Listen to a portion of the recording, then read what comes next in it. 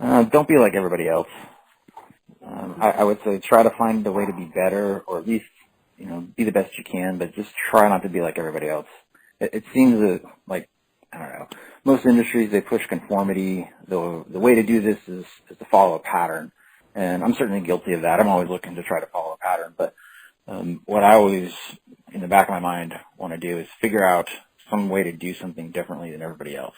Because I think that's where you push innovation. I think that's where you make your own, stamp on whatever it is you're doing, and then it becomes personal. So if I find the way that I want to do it and it's different than the way you're doing it, I can commit to that. I can get behind it personally, and that'll drive me to be better than to just go along and do it because that's the way you're supposed to do it.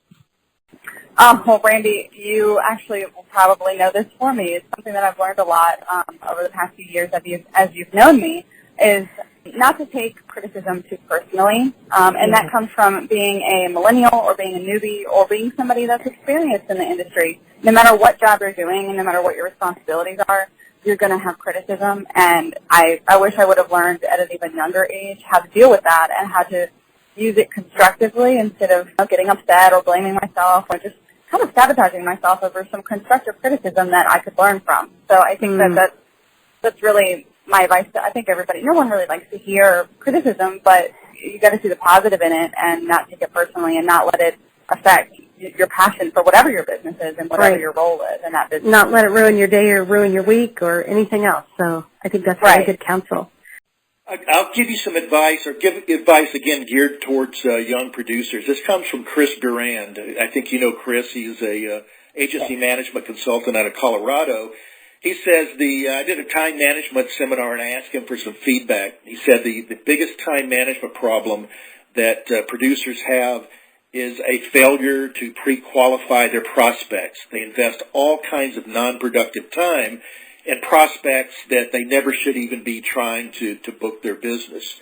One other thing, and I'll try to keep it short, is, again, advice from Mark Twain. He said, and I'm kind of paraphrasing, find a job you love and you'll never have to work again. And that job can change over time. I've been an engineer, management, and into education, and I've loved everything that I've done. So sometimes I guess the secret to happiness is not really necessarily doing what you like, but liking what you do.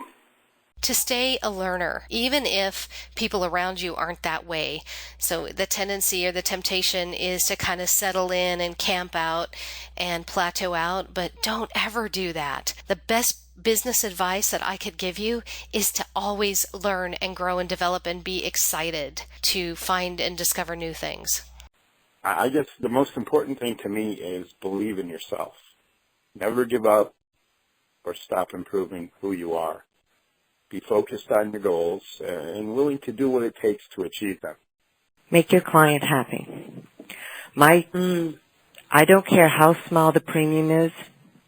I feel if I make the client happy, then they're going to stay with me and they're going to refer.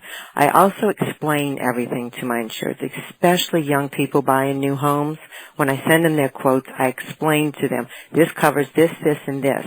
Other agents might not tell you that these things are covered because they're giving you the bottom of the barrel quote. Some agents may tell you the wind and hail's on the same policy when in actuality it's written through the wind pool here in our state.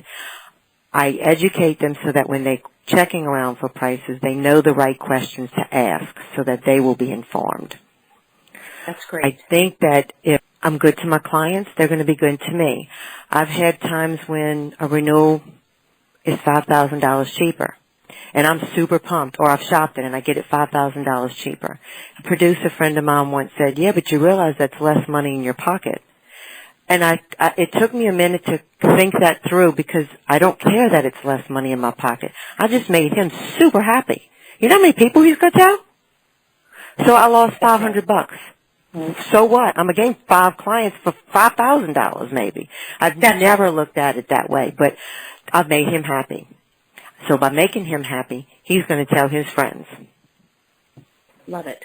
So how do you define success as you see it? Referrals. I've never had to knock on doors or buy any expiration list or any of those kind of things. My phone just rings because my clients refer their friends to me.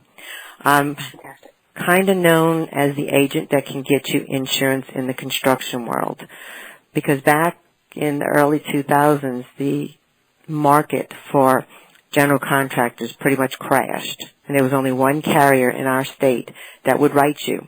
You had to jump through hoops, and the premium was minimum $7,500, even if you only had $25,000 in sub cost.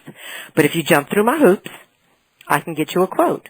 The other agents in the area didn't want to be bothered with it, so they referred them to me. And now I help my customers with their audits, because auditors can be a pain in the butt. They have no clue what they're talking about. They mislead my clients all the time. And so when I get the audit, half the time things are wrong on it. So I look at the audit before I send it to the insured. I dispute what I know is wrong. Then I send it to the insured so he can look at it. I just don't send a generic letter to the insured with his audit saying, you owe $1,700, pay within 10 days. No. I'm going to explain, okay, we based your insurance on $60,000 in payroll when you actually had $100.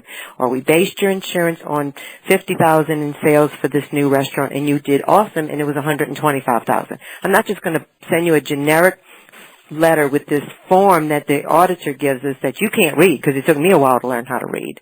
Right. So that's why I get referrals all the time. I walk into a home builders meeting and I insure half the people on that board. Fantastic. I love hearing this, Dawn. Good. My underwriters, my marketing reps have insurance with me. That's how highly they think of me. They bring me their personal lines, their home, their boats, their auto, their umbrellas.